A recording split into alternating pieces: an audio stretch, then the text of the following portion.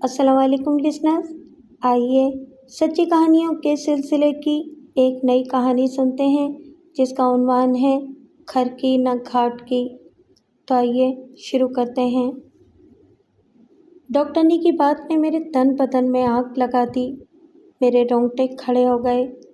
میں سوچ بھی نہیں سکتی تھی کہ وہ اس طرح آسانی سے اتنی بڑی بات کر دے گی، لیکن اس کے لیے تو یہ معمولی سی بات تھی۔ بڑی اور بہت مشکل بات تھی تو میرے لیے اور میری ماں کے لیے، جو حیرت سے میرا منہ تک رہی تھی۔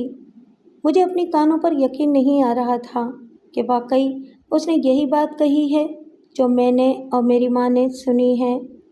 ہمارے ساتھ آئی ہوئی خالہ روشن نے تو دونوں ہاتھوں سے سر پیٹ لیا تھا۔ مجھے ایسا لگا جیسے ڈاکٹرنی نے بھرے بازار میں میرے منہ پر کالک مل دی ہو۔ میرا سر چکرا گیا۔ 2 روز پہلے بھی میں نے اسی ڈاکٹرنی سے اپنا معائنہ کرایا تھا۔ اس دن یوں ہی بیٹھے بیٹھے بائیں طرف پیٹ کی نچلی طرف درد کی شدید لہر اٹھی تھی اور میں چکرا کر گر پڑی تھی۔ جب مجھے ہوش آیا تو یہی ڈاکٹرنی میرے پاس بیٹھی تھی۔ اس نے دوا دی، ٹیکا لگایا اور ضروری ٹیسٹ کرانے کی ہدایات دے کر جانے کے لیے اٹھی ہی تھی کہ اماں نے سماجت کرتے ہوئے اس سے کہا، ڈاکٹرنی صاحبہ، آپ خود ہی کرا دیں، آپ کی بڑی مہربانی ہوگی۔ اچھا، کل صبح کا پہلا یورین میرے کلینک میں پہنچا دینا، باقی ٹیسٹ میں خود کرا لوں گی، اس نے کہا اور چلی گئی۔ آج ڈاکٹرنی نے رپورٹ دکھانے کے لیے بلایا تھا۔ میں نے تو اماں کو کہہ دیا تھا کہ خود ہی جا کر رپورٹ لے آؤ، لیکن اماں اور باجی نے زور دیا کہ میں ساتھ چلی جاؤں اور ایک بار پھر دوا لے لوں تاکہ طبیعت سنبھل جائے۔ ہم دونوں ماں بیٹی دروازے سے نکلی ہی تھیں کہ محلے والی خالہ روشن ٹکرا گئی، جس نے ملتے ہی کہا، میں تمہارے یہاں ہی آ رہی تھی، کہاں چل پڑی ہو تم دونوں؟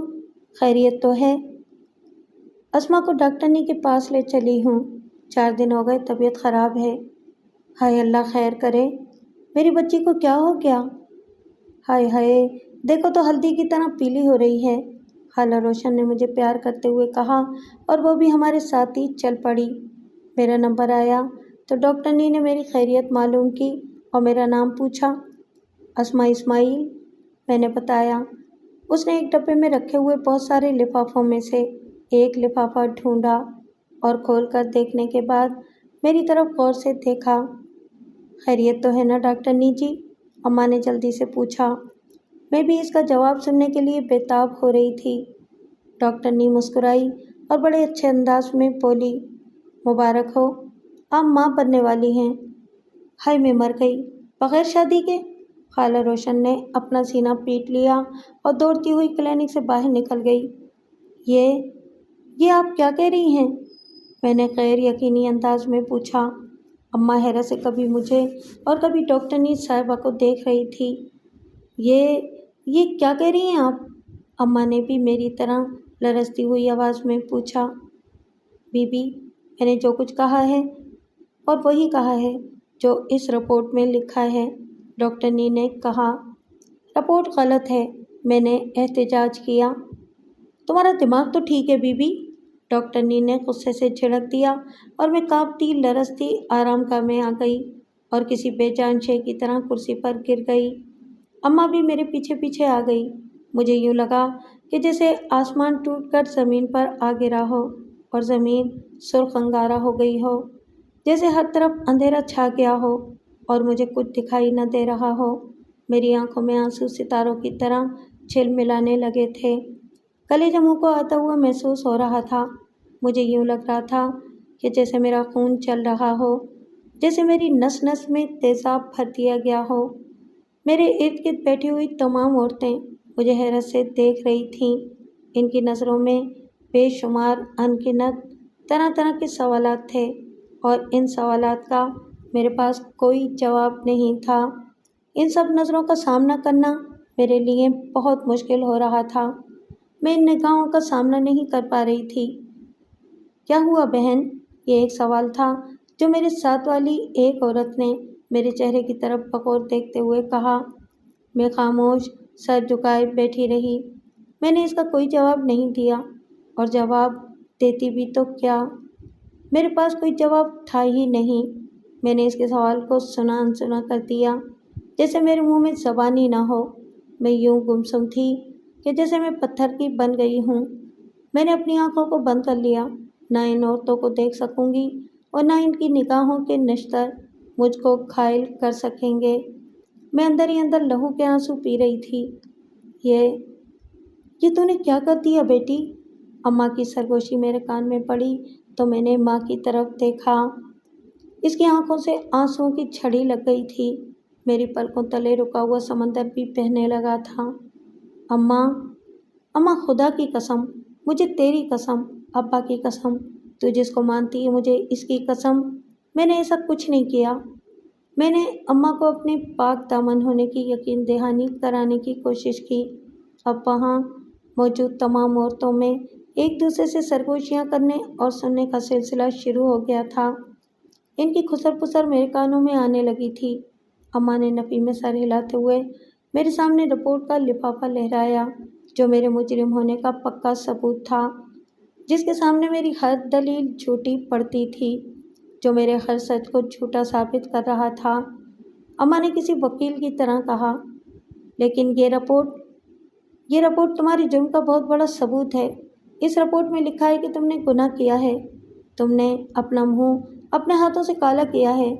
اماں لوگوں کی موجودگی کی پرواہ کیے بغیر دکھی دل کے ہاتھوں مجبور ہو کر جذبات میں آ گئی اور دونوں ہاتھوں سے میرا کندھا پیٹنے لگی۔ توبہ توبہ، ایسا کیا گناہ کر دیا اتنی سی عمر میں؟ کوئی تو کیا ہوگا، گناہ تو گناہ ہوتا ہے۔ سنا تم نے، منہ کالا کرنے کی بات ہو رہی ہے۔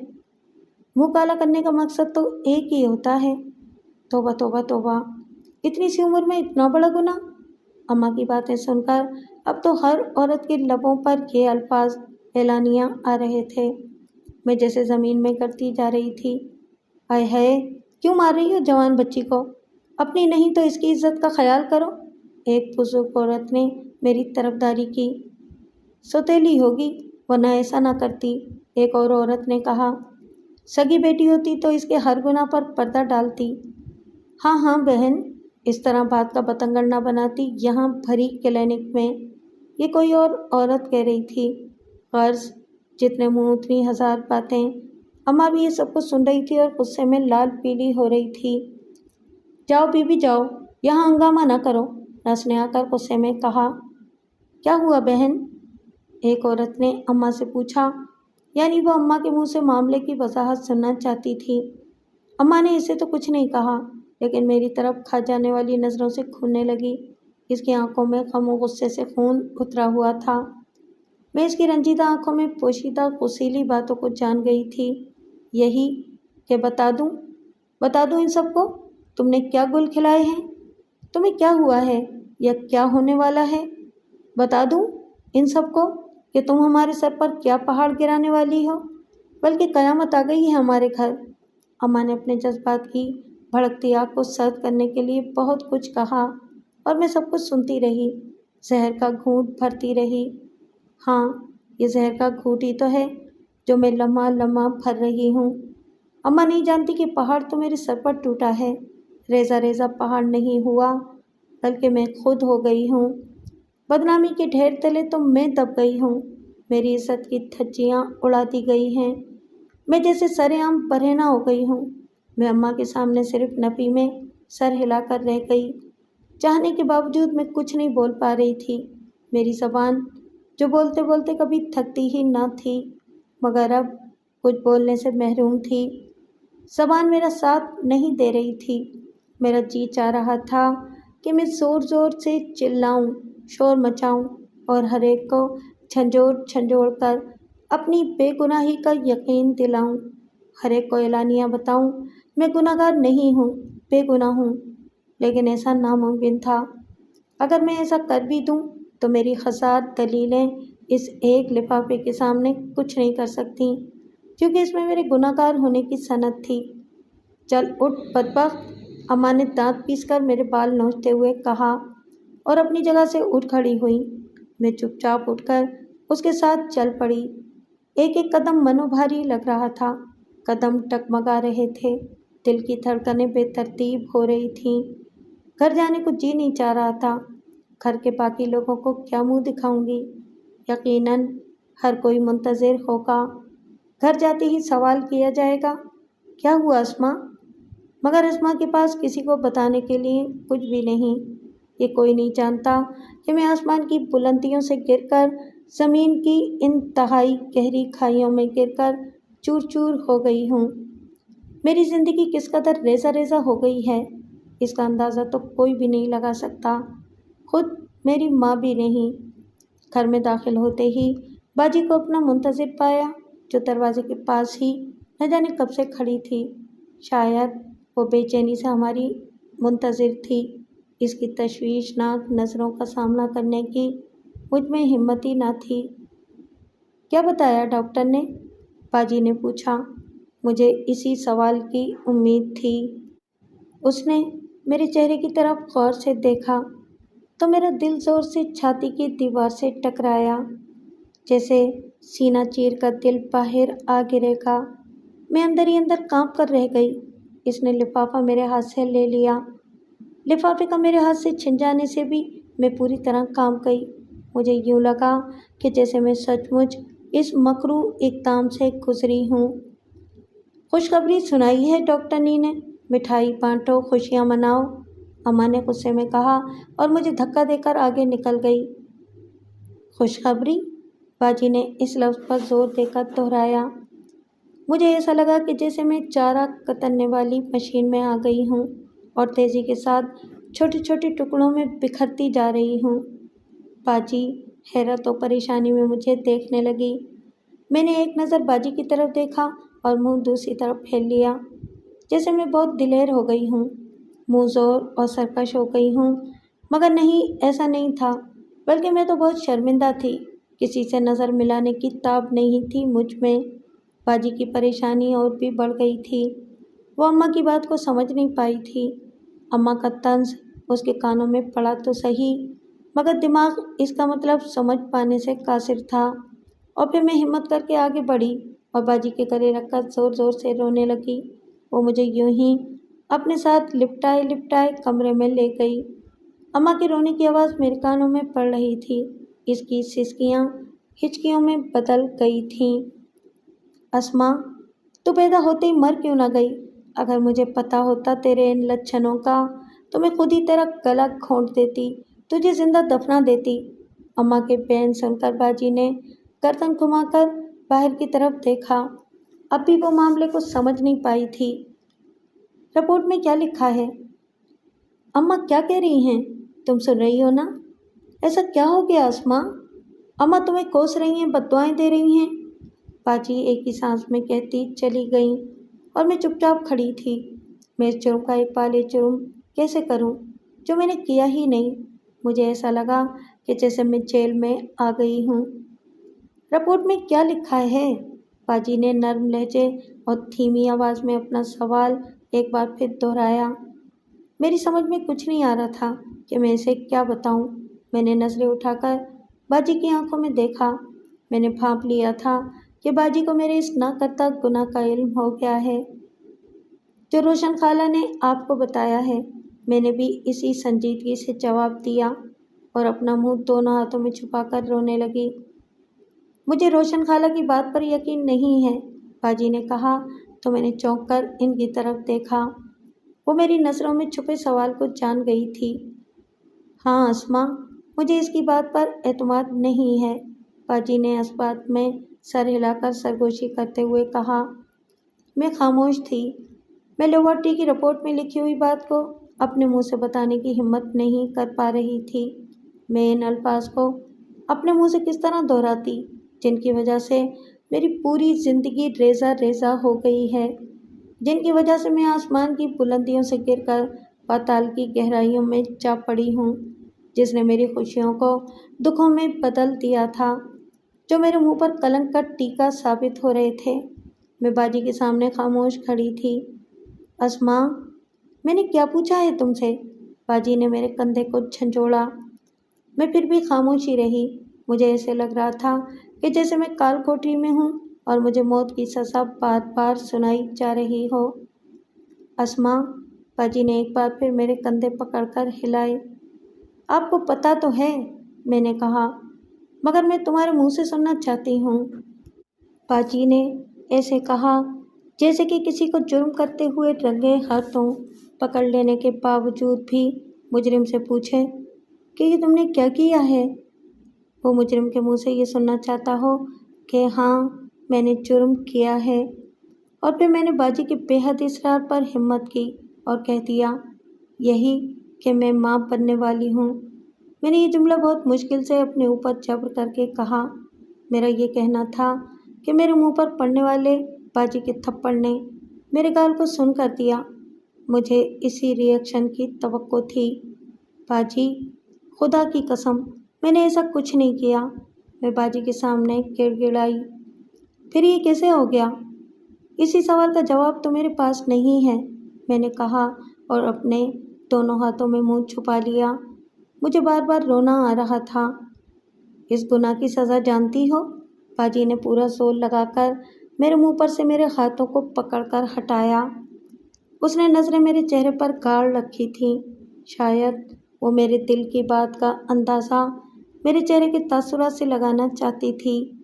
इसके सवाल के जवाब में मैंने सिर्फ अस्बात में सर हिला दिया और मुँह से कुछ भी न कहा। कुछ कहने को मेरी हिम्मत ही न हुई। इसके बावजूद भी बाजी ने जानबूझकर जुमला अधूरा छोड़ दिया। मगर मैं बाजी की बात का मकसद समझ गई थी।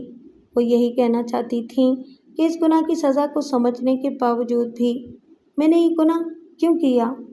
मगर मैंने ऐसा कोई अंधा कदम नहीं उठाया जो मेरा गुनाह कहलाए। लेकिन ये भी हकीकत है कि तकरीर से ज़्यादा तहरीर का असर होता है, और मेरे साथ ऐसा ही हो रहा था। मेरी नज़र में इस लेबॉर्ट्री की रिपोर्ट जैसी तहरीर के सामने बिल्कुल बेअसर थी। ये इल्ज़ाम है मुझ पर, मैंने कहा। लेबॉर्ट्री वालों को तुमसे क्या दावत है?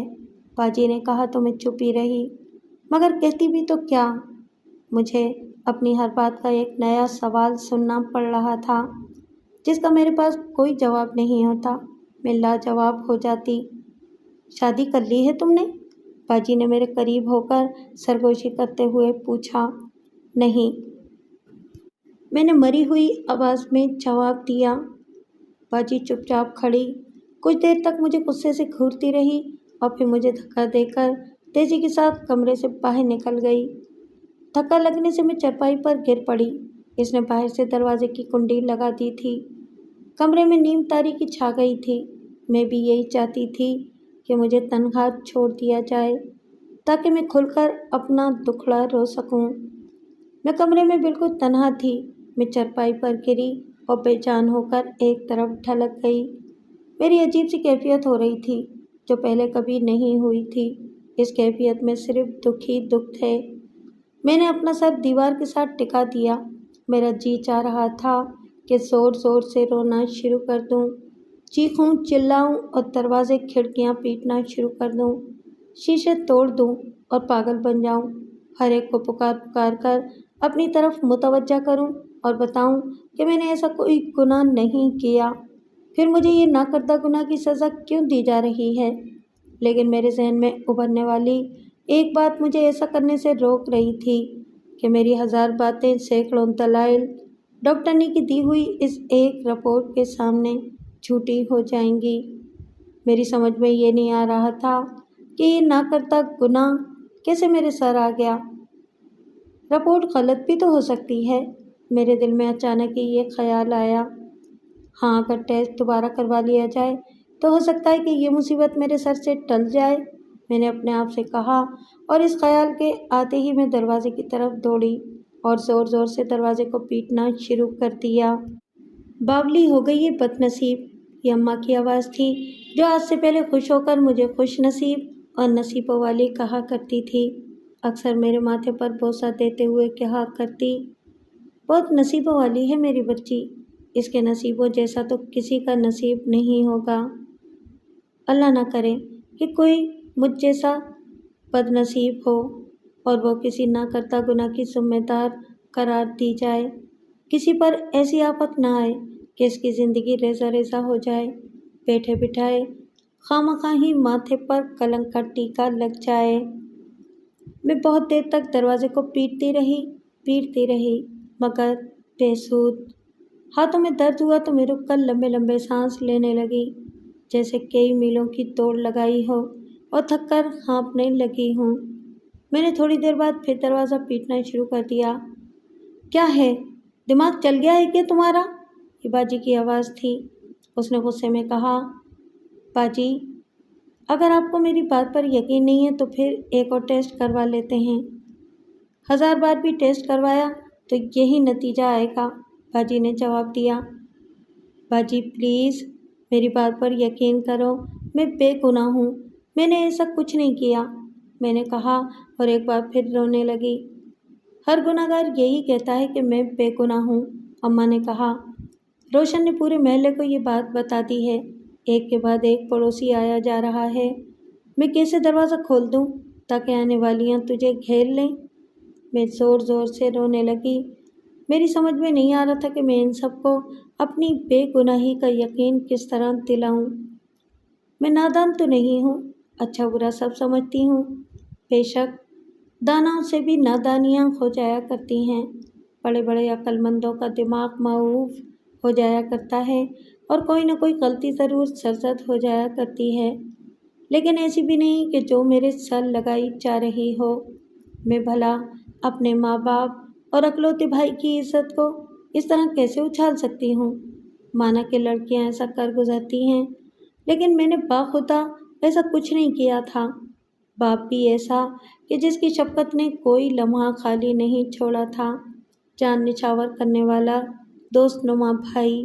ماں بھی ایسی کہ جس نے محبت اور شفقت کے ساتھ لمحہ بہ لمحہ اچھے برے کی تمیز کرنے کی تاکید کی ہو، جس نے ہر وقت محبت ہی محبت دی ہو، جس ماں نے اپنی زندگی کے تجربے کے پیش نظر گاہے بگاہے زندگی کے تمام نشیب و فراز سے آگاہ کیا ہو۔ ان تمام باتوں سے قطع نظر کیا مجھے خود اپنی عزت کا خیال نہیں؟ نہ صرف مجھے بلکہ ہر لڑکی کو اپنی عزت کا خوب احساس ہوتا ہے۔ شاید اتنی تیزی سے جنگل کی آگ بھی نہ پھیلتی ہوگی جتنی تیزی سے خالہ روشن نے میری رسوائی کی یہ بات پھیلائی ہوگی۔ میں خوب جانتی ہوں کہ خالہ روشن نے جان بوجھ کر اس بات کو ہر گھر میں پھیلا دیا ہے۔ غلط فہمی کی ذرا سی چنگاری کو اس نے ہوا دے کر شعلوں میں بدل دیا ہے۔ وہ ایسا ہرگز نہ کرتی جو آج اس کی اپنی بیٹی ہوتی۔ اس کی اپنی بیٹی اگر سچ میں بھی کر دکھاتی تو خالہ روشن اسے ہوا نہ لگنے دیتی اور بات ایک کان سے دوسرے کان تک نہ جا سکتی، لیکن پھر بھی وہ اپنی فطرت کے ہاتھوں مجبور ہو کر کوئی نہ کوئی بات ضرور کر ہی دیتی، کیونکہ مکاری اس کے خون میں بسی ہوئی ہے۔ عداوت تو چھوٹ سکتی ہے مگر فطرت نہیں بدل سکتی۔ یہ حقیقت خالہ روشن پر صادق آتی ہے۔ ہمارا گھرانہ بہت زیادہ پڑھا لکھا نہیں تھا، میں نے بھی صرف 5ویں جماعت تک پڑھا تھا۔ اس کے بعد ماں باپ نے گنجائش نہ ہونے کی وجہ سے میرا اسکول چھڑوا دیا تو میں چپ چاپ گھر بیٹھ گئی۔ پڑھائی کا شوق ہونے کے باوجود پڑھائی جاری رکھنے کی کوئی ضد نہ کی۔ بس اماں نے کہا، تجھے اور پڑھانے کی گنجائش نہیں ہے ہم میں نے جواب میں صرف اچھا اماں کہہ دیا تھا، لیکن چھپ چھپ کر رو رو کر اپنے ارمانوں کو آنسوؤں میں بہا دیا، مگر دل کی بات زبان پر نہ لائی اور چپ چاپ بیٹھ گئی۔ حالات خراب ہونے کی وجہ سے ہی ابو نے بھائی کو 6ٹھی جماعت سے چھڑا کر ورک شاپ میں لگا لیا تھا۔ بھائی میری طرح خاموش نہیں رہا تھا، اس نے بہت ضد کی تھی، رویا تھا، کم از کم میٹرک تک پڑھنا اس کی خواہش تھی، مگر وہ ماں باپ کے فیصلے کے آگے مجبور تھا اور ماں باپ حالات کے ہاتھوں مجبور تھے۔ باجی بھی صرف 7ویں تک ہی پڑھ سکی تھی، گھر کا گزارا بمشکل ہو رہا تھا۔ خالہ روشن کا آنا جانا ہمارے گھر بہت پرانا تھا، یعنی جب میں بہت چھوٹی تھی تب سے، اور اب 15 سال کی ہو رہی تھی۔ خالہ روشن کی باتوں کی گہرائی کو میں اچھی طرح سمجھتی تھی۔ وہ باتوں ہی باتوں میں اس بات کا اشارہ دے چکی تھی کہ میں اس کی بہو بنوں، مگر میں ہرگز نہیں چاہتی تھی۔ میرا مطلب یہ بھی نہیں ہے کہ میں کسی اور کی طرف توجہ رکھتی تھی یا کسی اور کو دل دے بیٹھی تھی، اس بارے میں تو میں نے کبھی سوچا بھی نہ تھا۔ وہ اپنی لالچ کے تحت مجھ سے محبت جتاتی تھی، لیکن جس خلوص اور محبت میں خود غرضی آ جائے اسے خلوص نہیں بلکہ لالچ کا نام دیا جاتا ہے۔ اور خالہ روشن کا خلوص بھی لالچ کی بنیاد پر تھا، جسے گھر کا کوئی فرد نہیں صرف میں جانتی تھی۔ وہ جب بھی آتی بطور خاص مجھے اپنے پاس بلا کر بٹھاتی، اور جب چائے وغیرہ کی بات چلتی تو وہ اونچی آواز میں اعلان کرتی، میں تو اسما کے ہاتھ کی چائے پیوں گی۔ اور مجھے نہ چاہتے ہوئے بھی خالہ روشن کی فرمائش پر چائے بنانا پڑتی۔ کیوں خالہ، ہمارے ہاتھ کی چائے میں کیا ہے؟ باجی نائلہ بول پڑتی اور سب ہنس پڑتے۔ اس موقع سے لطف اٹھایا جاتا۔ وہ ہر روز میرے لیے کھانے پینے کی کوئی نہ کوئی چیز ضرور لاتی۔ گھر والوں کے سامنے بھی روک ٹوک کرتی تو امی ابو کہتے، کیا ہوا بیٹی، خالہ اتنی چاہت سے لے آئی ہے تو لے لو۔ ارے تمہارے بہانے ہم بھی کھا لیں گے، باجی خوش ہو کر کہتی، لیکن اندر کے راز کو کوئی بھی نہیں جانتا تھا۔ کوئی بھی خالہ روشن کے اندر کی کالی میل اور بری نیت کو نہیں جانتا تھا، اور میں نے بھی کسی کو کچھ نہ بتایا۔ اس کی اصل وجہ یہ بھی تھی کہ ظاہری طور پر کوئی ایسی بات نہیں ہوئی تھی کہ جس کا میں بتنگڑ بنا کر خالہ روشن کے دل میں چھپی ہوئی لالچ کو سرے عام کرتی۔ اور خالہ روشن بھی محتاط تھی، اور وہ بھی ایک منصوبے کے تحت کھل کر کوئی بات نہیں کر رہی تھی، یا پھر شاید وہ کسی موقع کی تلاش میں تھی جو ابھی اسے مل گیا تھا، اور اس نے ایک چنگاری کو ہوا دے کر بلند و بالا شعلے میں بدل دیا تھا۔ ایک دن خالہ روشن کو موقع مل ہی گیا۔ اس وقت ہم سب، امجد، ابو، بہن بھائی اور میں چائے پی رہے تھے۔ اس وقت اس نے باتوں باتوں میں کہا، اے بہن، مجھ بیوہ کی زندگی کا کیا بھروسہ؟ میں چاہتی ہوں اپنے جیتے جی نورے کا گھر بسا دوں۔ ساری جائیداد کا اکیلا مالک ہے، آنے والی بھی خوش رہے گی، آنے والی آزاد رہے گی، دیور نندوں اور جیٹھ کا کوئی جھگڑا نہ ہوگا۔ میرا کیا ہے، آج مری تو کل دوسرا دن۔ اس کی اس تقریر کا مقصد ہر کوئی جانتا تھا کہ آگے یہ بات کیا کرنے والی ہے۔ سب نے اس کی بات کو سنی انسنی کر دیا۔ کام کیا کرتا ہے نورا؟ بھائی نے ایک دم پوچھ لیا تو وہ کچھ جھینپ سی گئی۔ دکانوں اور مکان کا کرایہ ماشاءاللہ اتنا آ رہا ہے کہ میرے نورے کو کام کرنے اور کسی کی غلامی کرنے کی ضرورت ہی نہیں ہے۔ ہم ماں بیٹا دو ہی تو ہیں، جب اس کی بیوی آ جائے گی تو کون سی بھاری پڑ جائے گی۔ سکون کی زندگی گزارے گی میری بہو۔ میں تو چاند سی بہو لاؤں گی، چاند سی۔ خالہ روشن کی زبان تھی کہ رکنے کو آ ہی نہیں رہی تھی۔ اس دوران وہ بار بار میری طرف ہی دیکھ رہی تھی۔ وہ یقیناً مجھے ہی سنا رہی تھی۔ وہ اپنی ان چکنی چپڑی باتوں سے مجھے راغب کرنے کی کوشش کر رہی تھی، مگر میں اپنے کام میں مصروف رہی اور ہر بات کو سن کر بھی انسنی کر دی، ہر بات کا مطلب سمجھ کر بھی نظر انداز کر دیا۔ تمہاری بچیاں بھی جوان ہیں بہن، ان کا بھی کچھ سوچو۔ اس نے اپنے دل کی بات کی، مگر گھما پھرا کر اس نے کھل کر بات نہیں کی کہ وہ چاہتی کیا ہے۔ یہی تو فکر کھائی جاتی ہے، اماں نے طویل آہ بھر کر کہا۔ کہیں بات چلائی تم نے؟ وہ اماں کی کچھ قریب ہو گئی۔ ہاں، اسما کی بات چل تو رہی ہے، بس تم دعا کرو اللہ اس کے نصیب اچھے کرے۔ اماں کی بات سن کر ایک دم اس کے تیور ہی بدل گئے۔ اس نے بددلی سے کہا، اللہ بہتری کرے۔ صاحب ظاہر تھا کہ اس کے دل کو دھچکا لگا تھا۔ وہ یہ بھی نہ کہہ سکتی تھی کہ اسما پر تو میری نظر ہے۔ اس نے مجھے گھورا اور جوتیاں گھسیٹتی ہوئی چلتی بنی۔ میں دل ہی دل میں خوش ہو گئی کہ ہوا چلی اور بدلی ٹلی۔ در حقیقت اسے میرے رشتے کی چلنے والی بات بری لگی تھی، اسی کا اس نے اس طرح بدلہ لیا تھا کہ پورے محلے کو رپورٹ کی خبر دے آئی تھی۔ میں روشن خالہ کے بارے میں سوچ رہی تھی کہ دروازے کی چرچراہٹ سنائی تھی۔ اس آواز پر میں نے گردن گھما کر دیکھا۔ دروازہ کھلا اور باجی کچھ دیر دروازے میں ہی کھڑی مجھے گھورتی رہی۔ اس کے چہرے پر غصہ آیا تھا۔ میں اس کی طرف ایک نظر دیکھ کر شرمندگی سے زمین کو کھونے لگی۔ ایک وقت ایسا بھی تھا کہ ہم دونوں بہنیں نظروں میں نظریں ڈالے ہنسی مذاق کرتے تھے، گپیں لگایا کرتے تھے، मगर आज मैं बहन से नज़र भी नहीं मिला पा रही थी। शर्मिंदगी के मारे दिल यूँ चाहता था कि ज़मीन शक हो जाए और मैं इसमें कूद जाऊं। दिल ही दिल में अपनी मौत की दुआ कर रही थी, लेकिन ये भी सच है कि मुंह मांगे मौत नहीं आती। मैं इस वक्त एक एक पल जी रही थी, मर रही थी। बाजी कमरे में दाखिल हुई तो मेरा दिल एकदम कांप गया। मुझे यूँ लगा जैसे मैं काल कोठरी में हूँ और वो मुझे तख्ताएदार तक ले जाने के लिए आई हो।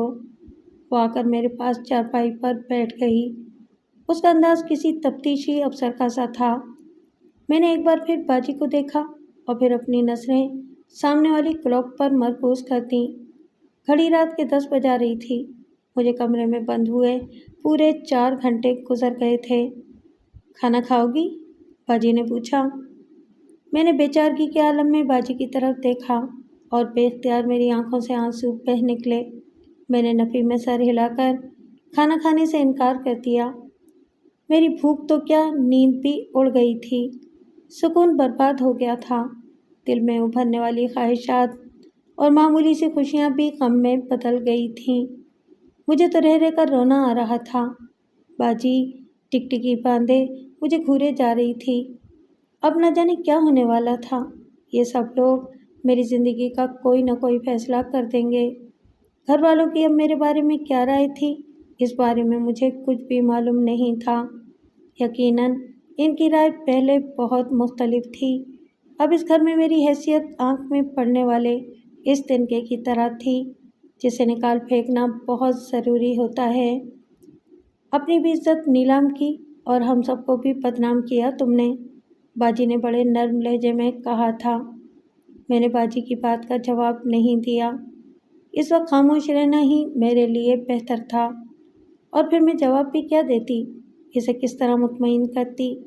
मेरी पलकों तले छुपा हुआ आंसुओं का समंदर मुसलसल बह रहा था। लोगों की बातें सुनी तुमने? लोग क्या कुछ कह रहे हैं? अब बाजी की आवाज़ कदरे बुलंद हो गई थी। मैं चुपचाप इनकी बातें सुन रही थी और सिसक रही थी। मैं खामोश रही, जैसे कुछ सुना ही न हो। इसी को मगरमच्छ के आंसू कहते हैं जो तुम बहा रही हो, उसने कहा। हकीकत तो मेरा खुदा जानता है, मैं रोते हुए बोली। अगर तुम्हारी किसी से बात थी तो मुझे बता दिया होता, हम तुम्हारी शादी। बाजी प्लीज़, मैंने इसकी बात काट कर कहा और वह चुप हो गई। मेरा किसी से कोई जज्बाती लगाव था न है, मैंने कहा। आवाज़ भर्राई हुई और हिचकियाँ बंधी हुई थी, मगर फिर भी बाजी मेरे इस रोने को भी मगरमच्छ के आंसू कह रही थी। और फिर ये जो हो गया है, बाजी ने मेरे चेहरे पर नज़रें गाड़ दी। जवाब में मुझे खामोशी रहना पड़ा और इसके जवाब में कहती भी तो क्या। अगर तुम्हारे साथ कोई हादसा, मेरा मतलब है कि ज़्यादती हुई है, तो भी बता दो, हम हर मसले को फेस कर लेंगे, बाजी ने राजदारी के अंदाज में कहा। नहीं, ऐसी भी कोई बात नहीं है। तो फिर आखिर हुआ क्या है? तुम हकीकत क्यों नहीं बताती हो? बाजी ने जोर देकर पूछा। वो बार बार दरवाजे की तरफ देख रही थी, जैसे किसी के आ जाने का डर हो। हकीकत ये है कि ये सब झूठ है, मुझ पर इल्ज़ाम है, मैंने बाजी की नज़रों में नज़रें डालकर कह दिया। देखो अस्मा, जो होना था हो गया, अब तुम्हें कुछ नहीं कहा जाएगा, बाजी ने कहा और इनका अंदाज समझाने वाला और लहजा नर्म था। जो कर गुजरती हैं वो किसी बात से नहीं डरती, मैंने कहा। इसका मतलब है कि तुमने जानबूझकर? नहीं नहीं, मैं एकदम बोल पड़ी। खुदा की कसम बाजी, मैंने ऐसा कुछ नहीं किया। आपको यकीन क्यों नहीं आता? मैंने कहा और अपना मुंह दोनों हाथों में छुपा लिया और बेख्तियार मेरी हिचकियाँ बंध गईं। बाजी अपने हाथों से मेरे बिखरे बालों को संवारने लगी थी।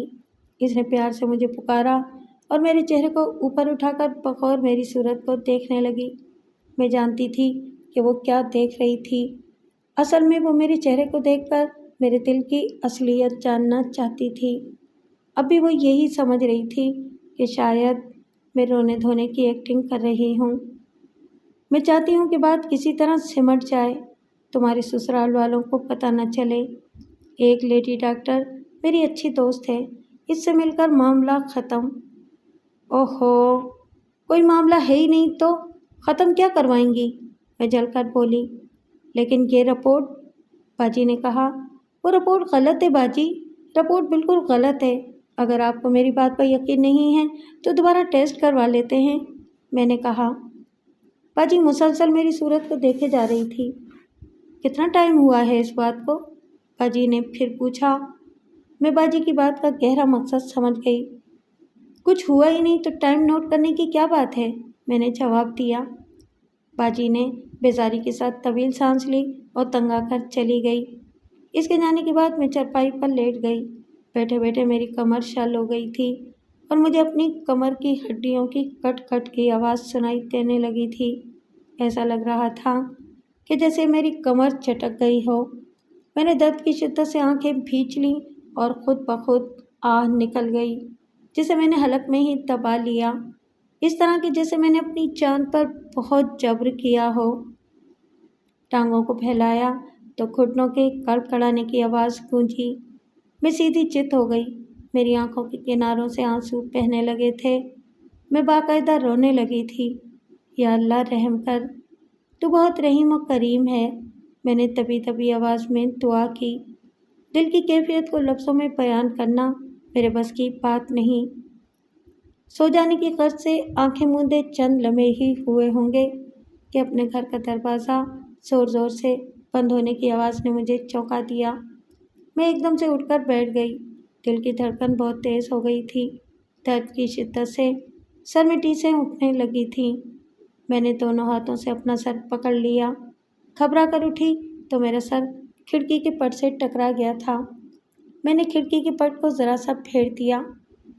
یہ میں کیا سن رہا ہوں؟ ابو کی آواز میرے کانوں میں پڑی۔ وہ بہت غصے میں تھے۔ میں نے کھڑکی کے ذرا سے کھلے ہوئے پٹ سے باہر کی طرف جھانکا۔ امی اور ابو چارپائی پر پریشان بیٹھے تھے۔ باجی چارپائی کے ساتھ ہی زمین پر بیٹھی تھیں۔ ان کے بھی آنسو بہہ رہے تھے۔ ہم تو برباد ہو گئے، ہماری تو ناک کاٹ دی اس بےغیرت لڑکی نے، موت آ جائے اس کمبخت کو، امی نے روتے ہوئے جھولی پھیلا کر بددعا کی۔ اب ہے کہاں؟ ابو نے چلا کر پوچھا۔ بند ہو گئی ہے کمرے میں، پوچھو تو صحیح اس سے، امی نے ابو کو مشورہ دیا۔ یہ کوئی میرے پوچھنے کی بات ہے؟ میں تو منہ بھی نہیں دیکھنا چاہتا اس بےغیرت کا، ابو نے غصے میں کہا۔ امی اور ابو کی حالت دیکھ کر میرا دل پھٹ گیا، مگر میں کیا کر سکتی تھی سوائے آنسو بہانے کے۔ میں نے کھڑکی بند کر دی اور پھر سے لیٹ گئی۔ میں ان کو کس طرح یقین دلاؤں کہ میں بالکل بے قصور ہوں؟ میں نے ایسا کوئی جذباتی عمل نہیں کیا جس سے میری یہ حالت ہو، لیکن ڈاکٹر کی رپورٹ نے ان سب کو میرے منہ کالا کرنے کا یقین دلا دیا ہے۔ میرے پاس کوئی ثبوت نہیں کہ میں اس رپورٹ کو جھوٹا ثابت کر سکوں اور ان سب کے سامنے سرخرو ہو جاؤں۔ میں ہڑبڑا کر اٹھی تو میرا جسم کانپنے لگا۔ کمرے کا دروازہ دھڑام سے کھلا تھا اور سائے تیزی کے ساتھ کمرے میں گھس آئے۔ کمرے میں تاریکی تھی اور میں ان کے چہروں کو ٹھیک طرح سے نہ دیکھ سکی تھی۔ میرے منہ سے بے اختیار چیخ نکل گئی۔ پھر جب کچھ لمحوں بعد ان کے چہرے دیکھے تو حیران رہ گئی۔ میں نے جلدی سے لرزتے ہاتھوں کے ساتھ اپنا دوپٹہ درست کیا۔ وہ دونوں سائے میرے ابو اور بھائی تھے۔ میں ان کو دیکھ کر بری طرح کانپ گئی۔ آپ میں نے پوچھا۔ میرے وہم و گمان میں بھی نہ تھا کہ ابو اور بھائی اس طریقے سے کمرے میں گھس آئیں گے۔ اس سے پہلے کہ میں کوئی اور لفظ منہ سے نکالتی، بھائی نے آتے ہی 3-4 تھپڑ میرے منہ پر مار دیے۔ میرا چہرہ سن ہو گیا۔ ان دونوں کے پیچھے امی اور باجی بھی دوڑتی ہوئی آ گئیں۔ تجھے شرم نہ آئی بے غیرت بے حیا؟ بھائی نے کہا۔ میں چپ رہی۔ ناک کٹوا دی اس ذلیل لڑکی نے ہماری، ابو نے نفرت سے بھرپور لہجے میں کہا۔ کوئی جگہ نہیں ہے اس لڑکی کی اس گھر میں، امی بولی۔ یہ وہ گندی مچھلی ہے جس نے سارے گھر کو گندا کر دیا ہے، باجی نے کہا۔ اس گندی مچھلی کو گندے نالے میں ہی پھینک دوں گا، بھائی نے کہا۔ میں نے کچھ نہیں کیا، میں بے قصور ہوں، خدا کی قسم۔ میں ان سب کے سامنے ہاتھ جوڑ کر رونے لگی۔ میں نے اپنا دوپٹہ ابو اور بھائی کے قدموں میں رکھ دیا، بھائی کے پاؤں پکڑ لیے۔ دوبارہ ٹیسٹ؟ بکواس بند کرو بے غیرت لڑکی، امی نے چیخ کر کہا۔ رہنے دو یہ مکاری، ایسا ہی ناٹک کرتی ہیں تم جیسی مکاریں، بھائی نے کہا اور میرے ہاتھ سے پکڑ کر مجھے باہر کی طرف کھینچنے لگا۔ کہاں لے جا رہے ہیں مجھے؟ کہیں مت لے جاؤ، میں کہیں نہیں جاؤں گی، میں نے کہا۔ ابو، ابو، میں نے ابو کا ہاتھ پکڑنا چاہا تو انہوں نے میرے منہ پر تھپڑ مار دیا۔ ان کی انگلی میری آنکھوں میں لگی اور میری آنکھوں میں ہونے والی چبھن سے شدید تکلیف ہونے لگی تھی۔ غرق ہو جاؤ اس گھر سے بے حیا! بھائی مجھے کمرے سے باہر کی طرف کھینچ رہا تھا اور میں پوری قوت سے اپنے آپ کو روکنے کی کوشش کر رہی تھی۔ میں زمین پر بیٹھ گئی تھی، لیکن بھائی نے پوری قوت سے جھٹکا دیا تو میں کھنچتی چلی گئی۔ باجی پلیز، آپ بھی! میں نے روتے ہوئے باجی کا ہاتھ پکڑا تو وہ بھی اپنی جگہ سے لڑکھڑا گئی۔ امی نے اس کا بازو میرے ہاتھ سے چھڑا لیا۔ میں چلا رہی تھی، گڑ گڑا رہی تھی، لیکن وہ سب کے سب میری ایک نہیں سن رہے تھے، میری قسموں پر یقین نہیں کر رہے تھے۔ میں نے امی کو پکڑنا چاہا تو ان کا صرف دوپٹہ ہی میرے ہاتھ آیا۔ لے جا یہ بھی اپنے ساتھ کمبخت، امی نے کہا اور دوپٹہ اتار کر پھینک دیا۔ میں بھائی کے پیروں سے لپٹ گئی۔ اس نے اپنی ٹانگیں میری گرفت سے چھڑانے کی بہت کوشش کی، مگر میں رو رہی تھی، اللہ اور رسول کے واسطے دے رہی تھی، خدا اور رسول کی قسمیں کھا کر اپنے بے قصور ہونے کا یقین دلا رہی تھی۔ بھائی میرے ہاتھوں سے اپنے پاؤں چھڑانے کے لیے کافی دیر تک زور آزمائی کرتا رہا۔ میں بھی بری طرح لپٹی ہوئی تھی۔ وہ تھک کر کھڑا ہو گیا اور لمبے لمبے سانس لینے لگا۔ اس کا سانس بری طرح پھول گیا تھا۔ اسے اس حال میں دیکھ کر میری گرفت نرم ہو گئی تھی۔ میری گرفت کے نرم ہوتے ہی وہ میری کمر میں لاتیں مارنے لگا۔ لگاتار اس نے کئی لاتیں ماری تھیں۔ میں زور زور سے رونے لگی تھی، اپنی کمر کو میں سہلانے لگی تھی۔ ابو، امی اور باجی کھڑے میری مظلومی کا تماشا دیکھ رہے تھے۔ میں بری طرح تشدد کا شکار ہو رہی تھی اور پھر بھائی اول فول بکتا ہوا کمرے سے باہر نکل گیا۔ کمرے میں قید ہوئے مجھے کئی گھنٹے ہو چکے تھے۔ اس دوران نہ تو ابو کی صورت دیکھی تھی اور نہ بھائی کی۔ میں جانتی تھی کہ وہ مجھ سے بہت ناراض تھے، وہ میری صورت بھی دیکھنا نہیں چاہتے تھے۔ مجھے اچھی طرح یاد ہے، ایک دن ابو نے مجھ سے کہا تھا، اسما بیٹی، جس دن میں تمہاری صورت نہ دیکھوں تو میرے دل کو بے سکونی رہتی ہے، لیکن اب ابا کے دل کو کیسے سکون آیا ہوگا؟ یقیناً اب بھی وہ بے سکون ہی ہوں گے۔ میں جانتی ہوں کہ کوئی باپ اپنی بیٹی سے منہ نہیں موڑ سکتا، لیکن انہوں نے مجھ سے منہ موڑ لیا، ایک غلط فہمی کی بنیاد پر۔ وہ مجھے بے غیرت سمجھتے ہیں، وہ سمجھتے ہیں کہ واقعی میں نے یہ اندھا قدم اٹھایا ہے، لیکن میں نے کوئی ایسا اندھا قدم نہیں اٹھایا جس سے میری عزت جائے، میں بے آبرو ہو جاؤں اور ان کے سر شرم سے جھک جائیں۔ وہ نہیں جانتے کہ اس ایک الزام نے میری حیا، میری غیرت اور میری آبرو کو ریزہ ریزہ کر دیا ہے، بلکہ میری تو پوری زندگی ریزہ ریزہ ہو گئی ہے۔ میرا اپنا سر شرم سے جھک گیا ہے، میں کسی سے نظر ملانے کے قابل نہیں رہی ہوں، لیکن لیبارٹری کی رپورٹ اس الزام کو الزام نہیں بلکہ مجھے بے قصور کو قصوروار اور مجرم قرار دے رہی ہے۔ میں پھوٹ پھوٹ کر رونے لگی۔ اسی وقت دروازے کے دونوں پٹ ایک جھٹکے سے کھلے اور ابو تیزی کے ساتھ گھر کے اندر داخل ہوئے۔ میرا دل زور زور سے دھڑکنے لگا تھا۔ ابو کے چہرے کے تاثرات سے لگ رہا تھا کہ وہ کچھ نیا کرنے والے ہیں، وہ جو نہیں ہونا چاہیے۔ میں ابو کی طرف دوڑی۔ ابو، خدا کی قسم میں! ابو نے میری بات نہیں سنی اور مجھے دھکا دے دیا۔ میں لڑکھڑاتی ہوئی امی کی طرف گری۔ امی نے اپنے اوپر گرنے سے مجھے روکا تو میں چرپائی پر جا گری۔ میں رو رہی تھی، گڑ گڑا رہی تھی۔ ابو کے ساتھ ایک بوڑھا شخص بھی آ چکا تھا، وہ شخص ابو سے بھی بڑی عمر کا تھا۔ میں دوڑ کر کمرے میں چلی گئی۔ اس سے پہلے کہ میں کمرے کا دروازہ بند کرتی، وہ دونوں بھی کمرے میں آ گئے۔ میں کمرے کے ایک کونے میں فرش پر بیٹھ گئی۔ میرے پاس ہی اماں اور باجی بھی آ کر بیٹھ گئیں۔ ابو اور وہ بوڑھا آدمی آدھی چارپائی پر بیٹھ گئے۔ یہ بھائی صاحب؟ اماں نے ابو کی طرف دیکھ کر جھجکتے ہوئے پوچھا۔ یہ، ابو نے کہا اور کچھ دیر سوچنے کے بعد مردہ سی آواز میں مزید کہا، یہ اسما کا ہونے والا شوہر۔ ابو نے کہا تو میری چیخ نکل گئی۔ خود امی اور باجی بھی حیرت زدہ تھیں۔ مگر یہ جوڑ! خاموش رہو تم! ابو نے امی کو چھڑک دیا۔ امی وہیں دم ساتھ گئیں۔ مگر ابو، باجی نے کہا تو ابو بفر گئے۔ میں جو کر رہا ہوں ٹھیک کر رہا ہوں، ایسی بےغیرت لڑکی کا یہی انجام ہے، ابو نے غصے سے کہا۔ میں نے دوڑ کر ابو کے پاؤں پکڑ لیے۔ ابو، خدا کے لیے مجھ پر رحم کریں، میں بے گناہ ہوں۔ اگر آپ کو یقین نہیں تو کسی اور جگہ سے ٹیسٹ۔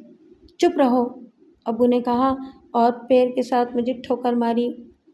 اندھا قدم اٹھانے والی کو اندھی کھائی میں پھینکنا ہی بہتر ہے، ابو نے غصے میں کہا اور میں دم ساتھ گئی۔ ابو یہ نہیں سمجھ رہے تھے کہ وہ غصے میں اندھا قدم اٹھا رہے ہیں۔ سب کی نظر میں اس کی ذمہ دار میں ہی تھی، لیکن کوئی میری بات پر غور نہیں کر رہا تھا کہ میں کیا کہہ رہی ہوں۔ میں بار بار یہی کہہ رہی تھی کہ تصدیق کے لیے دوبارہ ٹیسٹ کروا لیے جائیں، مگر میری بات کو کوئی بھی ماننے کے لیے تیار نہیں تھا۔ سبھی اس جھوٹی رپورٹ کو حقیقت مان چکے تھے اور مجھے جان بوجھ کر اندھی کھائی میں پھینک رہے تھے۔ وہ سب کے سب صرف سنی سنائی بات پر عمل کر رہے تھے۔ ابو، مجھے گولی مار دیں، جلا دیں، زندہ درگور کر دیں، مگر خدا کے لیے ایسا نہ کریں۔ میں نے ابو کی منت کر لی۔ یہ تم زندہ درگور ہی تو ہو رہی ہو، ورنہ گولی مار کر جان سے مار دینا کوئی مشکل کام تو نہیں۔ ہمارے لیے تم مر چکی ہو، ابو نے کہا۔ دکھ سے ان کی آنکھوں سے ایک آنسو بھی نہ بہا کہ وہ اپنی چہیتی بیٹی کو اپنے ہاتھوں سے زندہ درگور کر رہے ہیں۔ میں خاموش ہو گئی اور مجھے یقین ہو گیا تھا کہ ان کے سامنے میری کوئی منت اور کوئی واسطہ کارآمد نہیں ہوگا۔ تم خوش رہو گی، میری پہلی بیوی بھی تم جیسی ہی ہے، میرے پاس تمہیں کوئی دکھ نہیں ہوگا۔ اس بڈھے کی کھڑکھڑاتی آواز نے میرے دل میں ایک نیا درد بھر دیا۔ بھائی قاضی صاحب کو لیے کمرے میں داخل ہوئے۔ میں ان سب کے سامنے رو رہی تھی، گڑ گڑا رہی تھی، منت سماجت کر رہی تھی، مگر میری سننے والا کوئی نہیں تھا۔ قاضی صاحب بھی مجھ روتی کو دلاسا دینے لگے۔ ضرور ان کے سامنے بھی میری رسوائی کی داستان پیش کر دی گئی تھی۔ میں کسی جال میں پھنسے ہوئے پرندے کی طرح تھک ہار کر ہانپنے لگی۔ میں خاموش ہو گئی اور اپنے آنسو صاف کر دیے۔ میں نے اپنے آپ کو سمندر کی ان تیز لہروں کے سپرد کر دیا جو جہاں چاہیں میری زندگی کی کشتی کو لے جائیں، کسی کنارے لگا دیں یا پھر یوں ہی بیچ سمندر کے اندر ڈوب کر غرق آب ہو جائے۔ میں ان سب کے اس غلط فیصلے سے متفق ہو گئی۔ قاضی صاحب نے ہمارا نکاح پڑھا دیا اور میں نے چپ چاپ اپنی 20 سالہ زندگی، اپنی خواہشات کی امنگوں کا متلاشی وجود اس 50 سالہ بوڑھے کو قبول کر کے اس کے حوالے کر دیا۔ اب میری زندگی کے کٹھن مراحل کا آغاز ہو گیا تھا۔ میرا پل صراط کا سفر شروع ہو گیا تھا۔ میں اپنے کمزور بوڑھے اور نحیب ہم سفر کے ساتھ پرخار راستوں پر چل پڑی تھی۔ چلو اسما، اس نے کہا اور کھڑا ہو گیا۔ میں بھی چپ چاپ سر جھکائے اس کے ساتھ ہو گئی۔ میں اب کر بھی کیا سکتی تھی؟ میری زندگی کا انتہائی غلط فیصلہ میرے ماں باپ نے کر دیا تھا۔ اس نے میرا ہاتھ اس طرح اپنی گرفت میں لے لیا کہ جیسے اسے میرے بھاگ جانے کا ڈر ہو۔ ہم دونوں جیون ساتھی کمرے سے باہر جانے کے لیے مڑے ہی تھے کہ دروازے پر دستک ہوئی اور ڈاکٹرنی گھر میں داخل ہوئی۔ میں اس لیے آئی ہوں کہ اسما کی رپورٹ بدل گئی ہے۔ جو رپورٹ آپ کے پاس آئی ہے میری دوسری مریضہ اسما اسماعیل کی ہے۔ دونوں کے نام ایک ہونے کی وجہ سے یہ غلطی ہو گئی ہے۔ دراصل میری دوسری مریضہ 3 سال سے اولاد نہ ہونے کی وجہ سے مجھ سے علاج کروا رہی ہے۔ اس کے حمل کا ٹیسٹ تھا اور آپ کے پیشاب کا جنرل ٹیسٹ تھا۔ میں اپنی اس غلطی کی معذرت چاہتی ہوں۔ سب حیران اس ڈاکٹرنی کو دیکھنے لگے۔ آپ نے تو بڑی آسانی سے معذرت کر لی۔ آپ کی اس ذرا سی غلطی سے مجھ پر کیا گزری یہ آپ نہیں جانتی، میں نے کہا اور رونے لگی۔ مجھے سب آپ کی محلِ تار روشن نے بتا دیا ہے۔ میں پریشان تھی کہ دوسری رپورٹ میں نے کس کو دی۔ اتفاق سے روشن اپنی دوا لینے آئی ہوئی تھی۔ اس نے سب کچھ مجھے بتایا اور آپ کے گھر کا پتہ بھی اسی نے بتایا ہے، ڈاکٹرنی نے کہا۔ لیکن میری زندگی تو برباد ہو گئی نا، میں تو زندہ درگور ہو گئی ہوں، میں نے روتے ہوئے کہا۔ مجھے زیادہ افسوس تو تمہارے ماں باپ پر ہے، جنہوں نے اس غلط اور سنی سنائی بات پر بغیر کسی تصدیق کے اتنا بڑا اندھا قدم اٹھا لیا۔ اگر تمہارا دوبارہ سے ٹیسٹ کروا لیتے تو سچ سامنے آ ہی جاتا۔ اس میں میرا اتنا بڑا قصور تو نہیں ہے۔ डॉक्टरनी ने कहा और रिपोर्ट लेकर चली गई। चलो अस्मा, मेरे मजाज खुदा ने मेरे हाथ को दबाते हुए कहा और दरवाजे की तरफ चल पड़ा। मैं भी इसके पीछे इस तरह चल पड़ी कि जैसे पालतू जानवर अपने मालिक के साथ चल पड़ता है। एक नई नवेली मजबूर दुल्हन को अपनी शौकन और अपने 6-7 सौतेले बच्चों के साथ किन मसाइल का सामना करना पड़ रहा है, ये मत पूछिए। बस, बल्कि बेबस जैसे तैसे ज़िंदगी गुजार रही हूँ।